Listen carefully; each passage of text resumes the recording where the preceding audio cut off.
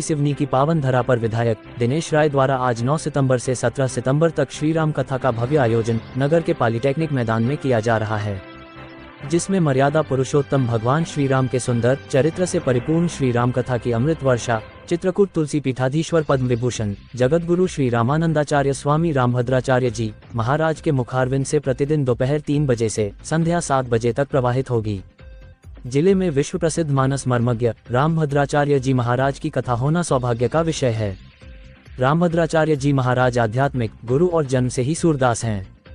ये शिक्षक होने के साथ साथ संस्कृत के विद्वान भी हैं, दार्शनिक, लेखक, संगीतकार, गायक, नाटककार, बहुभाषाविद और 80 ग्रंथों के रचयिता भी है। रामभद्राचार्य जी स्वामी महाराज अपने असाधारण कार्यों के लिए जाने जाते हैं।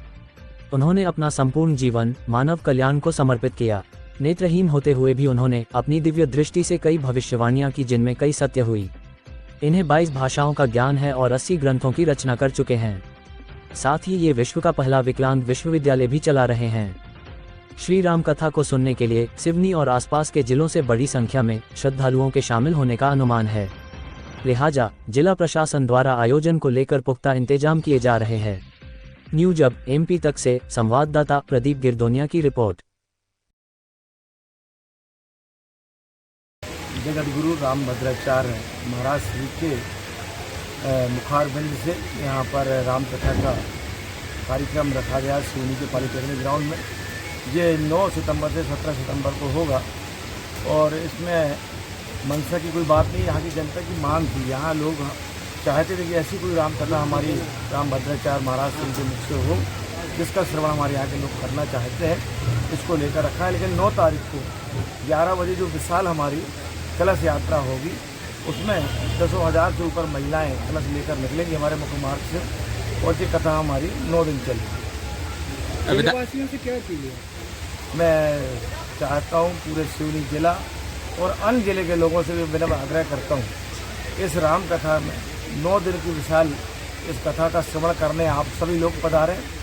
बच्चों से लेकर माता बहनें, युवा साथी, बुजुर्ग, आप सबको मैं सादर आमंत्रित करता हूँ।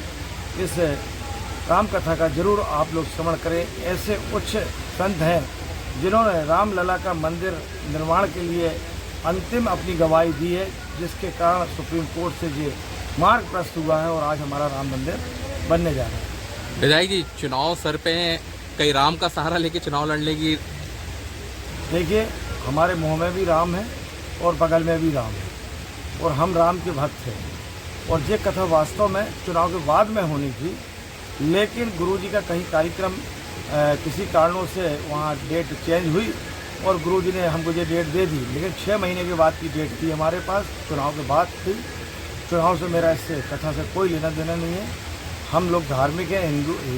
हम चाहते हैं कि हमारा सनातन धर्म का झंडा हमेशा गड़ा रहे, इसलिए इस कार्यक्रम को हम लोग यहाँ पर संपर्क करा रहे हैं। बचपन से गुरुजी के बारे में हम सुनते आए हैं और गुरुजी का जो हमने सुना है वो सिवनी की जनता भी सामने सब देख पाएगी। आप मानते हैं कि अप्रत्यक्ष रूप से राम जी का आशीर्वाद है? क्योंकि देखिए, राम भगवान का आशीर्वाद है हमारे गुरुजी पे, तभी उन्होंने रामलला का पूरा चित्रण किया उनके स्थल का, इसलिए सुप्रीम कोर्ट ने माना है। तो हम लोग भी हमारे गुरुजी को मानते हैं, हम तो उनको देवतुल्य मानते हैं। ऐसे गुरुजी जो 80 साल के हैं और नेत्र उनके दिव्य हैं और वो हमारी राम कथा को कंठस्थ याद रखें और हर श्लोक को वो बिना किसी से जानकारी लिए बोलते हैं, तो उनसे बड़ा मैं नहीं मानता हूँ कि राम कथा के बारे में और अच्छा कोई संत हम बुला सकते हैं। जगत गुरु रामभद्राचार्य। मंगल करण कलिमल हरण तुलसी कथा रघुनाथ की।